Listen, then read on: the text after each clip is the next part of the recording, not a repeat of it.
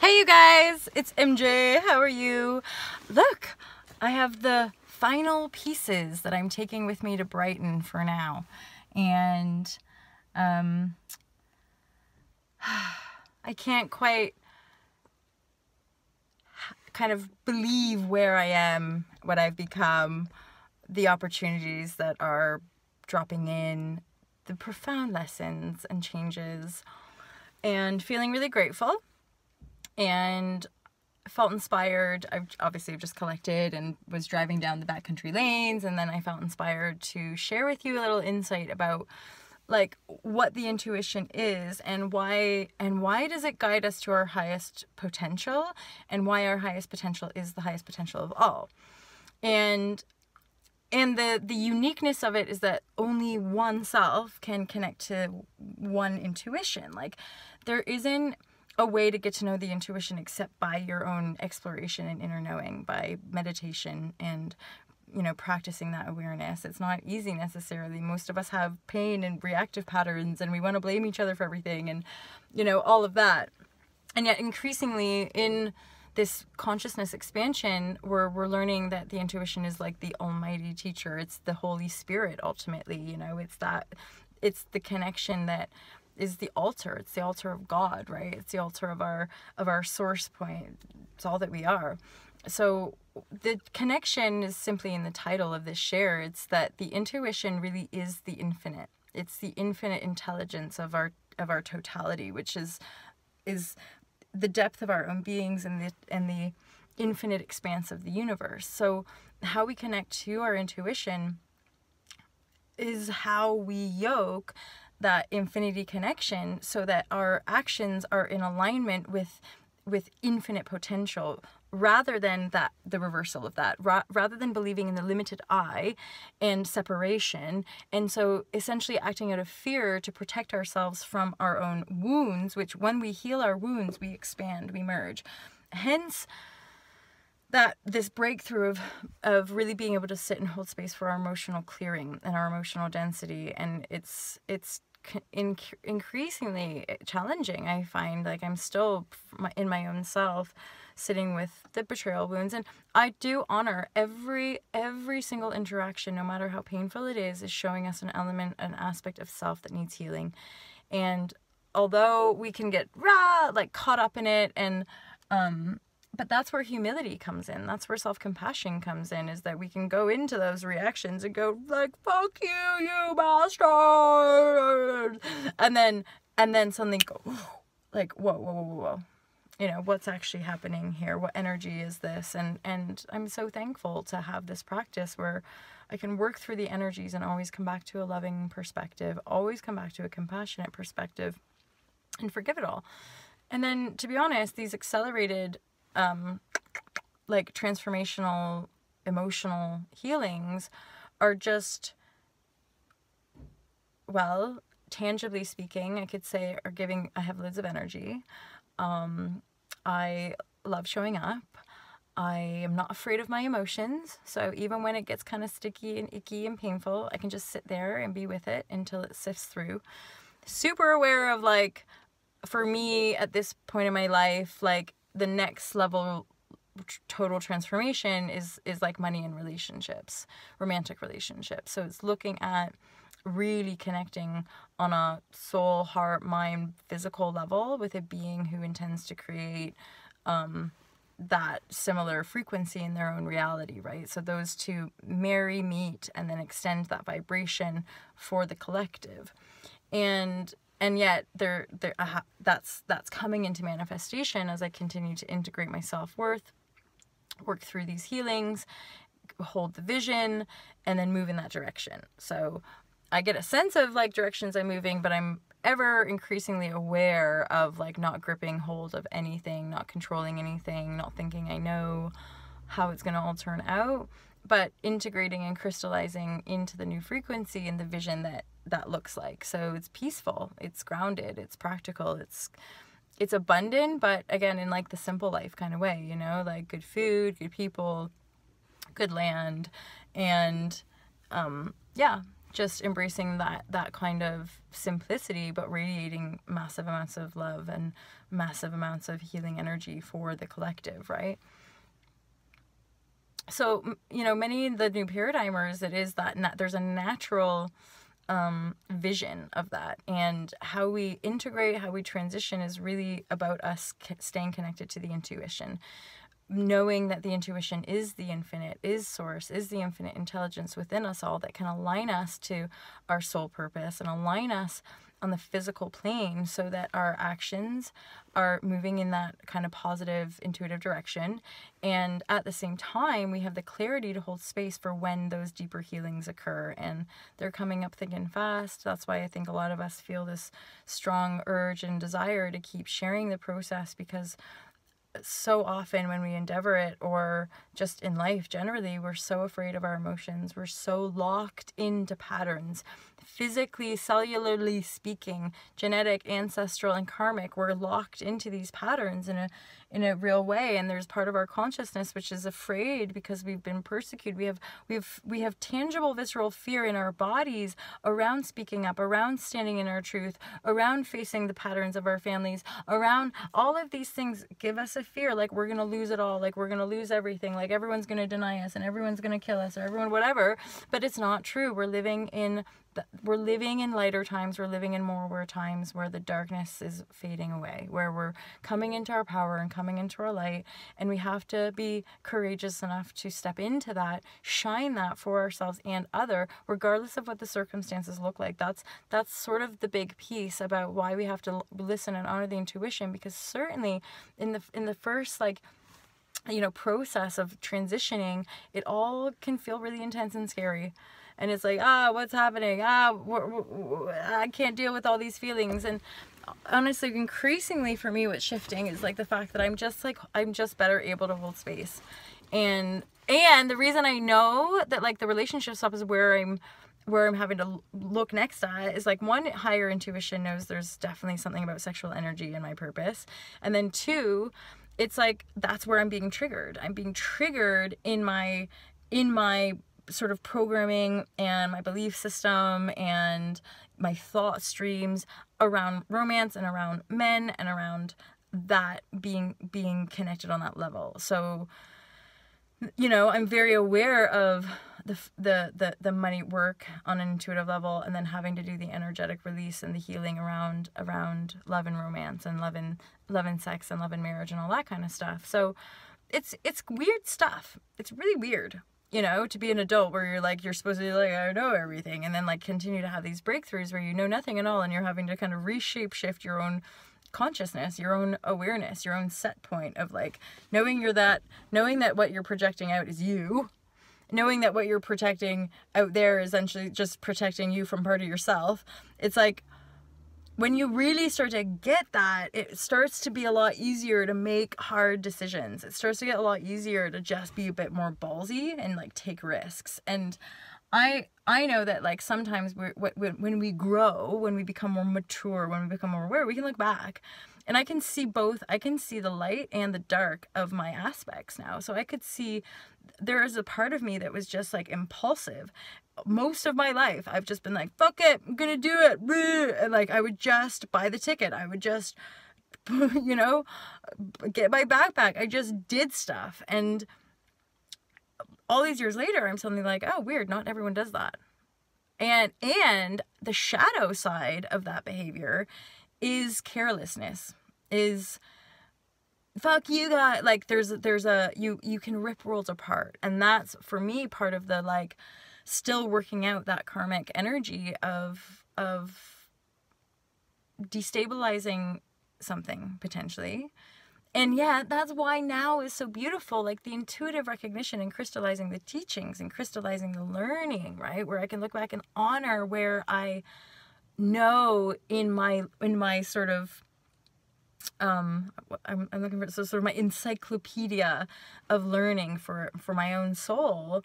I can see how I'm like, oh, bless, like that running program, that Aryan charge, that foolishness, which is so beautiful and so innocent. I can really honor that, integrate that, and use it as a valuable piece so that I don't have to lose everything every time. I don't have to bottom out financially every time I take a risk.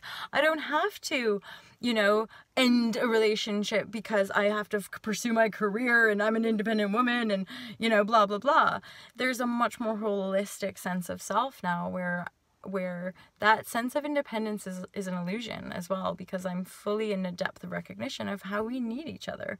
We just all, to be successful in life, we need people in our lives who love us and support us. And to think that we do it alone, or to think that we, it's all on us, or we need to do it how our family did it, or whatever excuses we make for why we don't choose to live a life we love, for why we don't choose to be with people we love, it's always out of fear, and it's always out of denial of the intuitive knowing. So deep down, we can sense what the intuition is asking of us, but to break through, we have to face the fear of the energy. So we have to face the conflict. We have to have that difficult conversation. We have to be willing to shatter the illusion of whatever ego protection we're holding up, whatever false ego we're holding up about what we think people think of us. It's usually that we're afraid of what people think of us on the other side of stepping into our power, which is why we don't step into our power. So, and it's the truth of it, but I can honestly say, for the most part, when I stepped into my power, if people didn't align with the new me and they just, didn't want to support me, didn't like me, it wasn't like I miss them and long for them forever. It was just okay, but I prefer who I am now. So, and then new people show up, right? And again, I'm getting a sense of stability. So the new people showing up now are lifelong committed relationships and friendships, right? Where we can really put pillars down and work on this stuff and grow a community and grow lots of abundance and work from that flow state. That's new frequency, right? That's new paradigm. And be super creative and be super in the flow and be the example, be the shining example of the new human, of the kind of new radiance, expression through ease and quantum manifestation, higher learning, sort of higher consciousness, rather than the limited worldview of our old systematic indoctrinated vision, right? And whatever, it served its purpose. Now we're moving forward and we're moving on. But us as pattern breakers, those of us who are facing those hard walls and those the big lifelong fears, those of us facing lifelong fears and lifelong programs right now, it's really important to step up. Step up and claim who you are. Step up and shine out who you are. The results are usually the reverse of what we think. Initially, there might be upheaval. Initially, people around might be like, no, you can't do that, or no, that's not fair, or blah, blah, blah, blah. And then if you just stand your ground, eventually, again, the right people will align with you, and the people who are just gonna continue to be dicks, or the people who are just gonna continue to not own their power and try to just manipulate and use you to try to feed their disempowered state, that cycle is what's got to end on a kind of collective level, right? So those connected empathic beings who are intuitive, who are feeling, they are the ones who really need to own from their own operative, own their trusting intuitive knowing, because typically what happens in that dynamic is that the other people feed off of the empathic. So the other people less connected, they want to feed off the energy of that empathic love, that kind of that ability to make people feel good about who they are, right? People want that around, and if they are not doing the work to yoke it from within themselves, they need to keep the empaths around them to keep sucking the energy from them. But a lot of empaths have this mish, really, this sense of this is stuff I have to do, I have to stay focused on this, and eventually that slightly lower vibrational field of the pattern, those will start to get really heavy. Those will start to drain the life force from the empath, right? The empath won't be able to get ahead. The empath won't be able to get creative. The empath won't because those energy vampires basically are leaning on the empath to feed their needs rather than them becoming empowered and them owning their power as beings, right? So often, many of us, I'm working a lot with empaths right now, who are breaking free from toxicity, breaking free from abuse, breaking free from manipulation, breaking free from insidious either toxic relationships or family dynamic or whatever, right? So there's empaths on all ages. Right now, typically I do work with a lot of women, but there are a couple men as well who are in exact same, having to break free from controlling, abusive, emotionally manipulative relationships, because they're starting to realize that it's these energy vampires, these like hooks of people around them that keep making them feel guilty, or keep hooking them into these insidious behavioral patterns. And because the empath isn't truly listening to the intuition, they keep going back. You know, and then again, we're in more deeper, but again, it's all healing. It's all outworking itself in a miraculous way, in a divine way. We just kind of have to sit back and trust. And that's something that I'm finding, again, with having this method of just being able to ride out these waves and ride out these emotions and be kind to myself when I'm having painful reactions, is to just keep coming back to love, and then keep showing up and keep sharing, because it's just miraculous, like how I can just be like sitting, stewing, breathing, moving through this energy, and then eventually like it just pops out and I feel so much better, and I'm just like, life is flowing, like we're supported in our lives, you know, we're really, and there is something about doing the work, is like being able to go through those emotions and come back to joy and not be holding grievance, come back to a place of peace and happiness, you know, because there's a lot to be grateful for and there's a lot to be happy for. And the thing is, when we're connected to the intuition, we're always safe in that knowing. It's only when, and again, we do it to ourselves, we let ourselves be used, we let ourselves get into dramas for whatever reason, until we can see it from enough different angles to just be like, I just don't need that, because I'm doing it to myself. You know, I'm abusing myself in essence by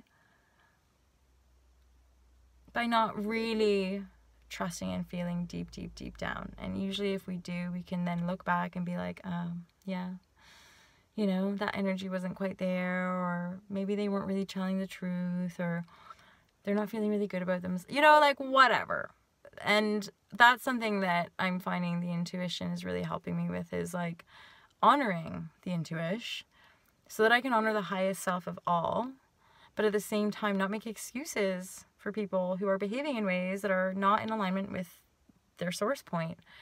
And that is painful for me, but at the same time, it's like, I want to love everybody exactly where they are. And so I'm just going to choose to love everybody exactly where they are, but honor my truth of surrounding myself in the bubble, in the container that aligns and reflects back to me my inner knowing, because it's always a choice.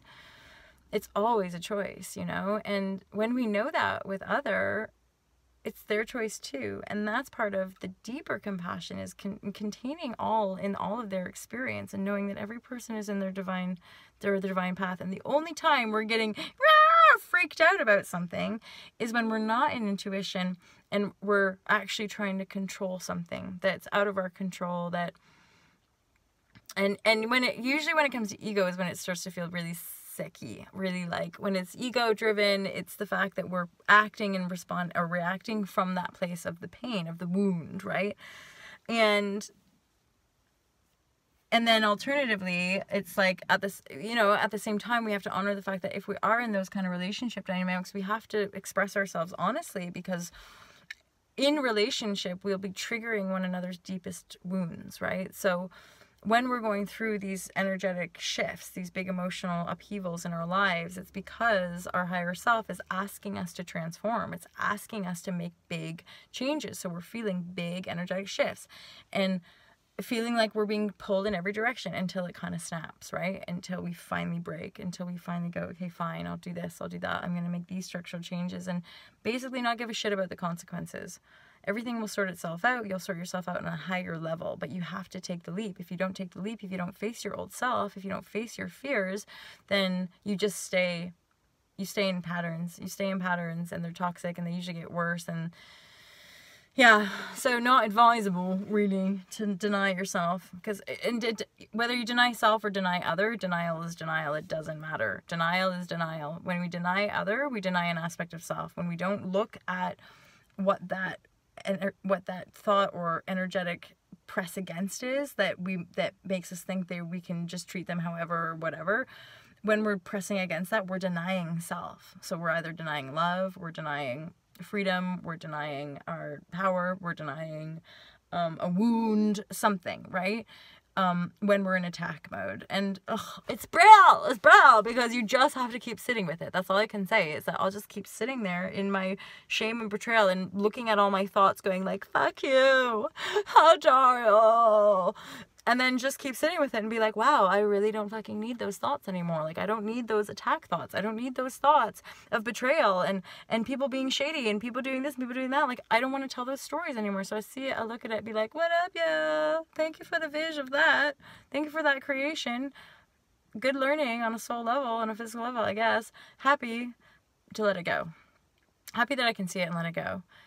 And then really embrace these new paradigm relationships, which are incredibly abundant, and abundant to the point where, again, miraculously shape shifts, and new opportunities, new clients, new money, new things, you know, new apartments, new homes. It's just like that.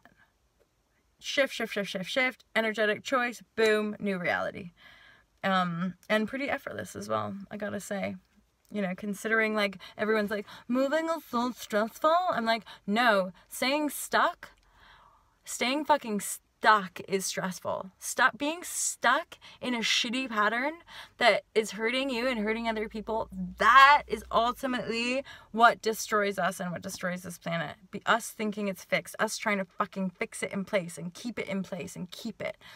That is ultimately what really does destroy our potential for continual expansion. And yet we appear to just be so frightened of continual expansion that, like, at some point we just go, no, I can't do that. I'm gonna, like, we just get all bent up, right? So any of us here could just keep sharing in lots of different ways and lots of different words and just say, you know, the truth inside. The intuition is always guiding you to your highest potential. There are just moments where you have to go against everything, every logical thing lined up, and just take a leap. And it's taking those leaps that gives you and shows you and ultimately trains us as beings to have that emotional grit, to have that emotional resilience, to have that mental awareness, to keep shape-shifting and tweaking the subtleties of our inner consciousness, right? So that we can keep choosing to project something more beautiful, something more grand, something more harmonious, something more happy. Because if we don't choose it, no one else will around us. If you're watching this, if you're somebody watching this, then you're somebody probably who's here to break patterns and live free and live in the new paradigm and be a new frequency human being. But if you're stuck and if you're feeling shady and you're feeling like trapped, you have to somehow make that shift. You have to see a gateway for you to take a leap. And trust, if you are one of these beings, there will be signs and there will be opportunities around you. There will be people, places, things, or whatever, or intuitive nudgings that are showing you, go in that direction. You're going to regret it if you don't. Or go in that direction because this direction you're on is going to end up feeling like this. Like, you can really tune in here and now and sense timelines. You can feel into, okay, what does it feel like when I go down here? What does it feel like when I Then that gives you the ammunition to just rip the Band-Aid off. Deal with the circumstance in the present moment from a place of love and integrity and compassion. Then let the emotional fallout go. Let yourself settle into alignment and then be directed from that place of alignment. Inspired action. It's the inspired action that we miss out on a lot because of fear. But it's the fear we have to face within self to take the inspired action. So it's a bit of a head fuck and it's often counterintuitive. But you gotta, you know what, deep down, you guys know what I'm talking about. Okay, I gotta go. My battery's about to die. I love you loads. Have a great day. Speak soon, guys. Peace.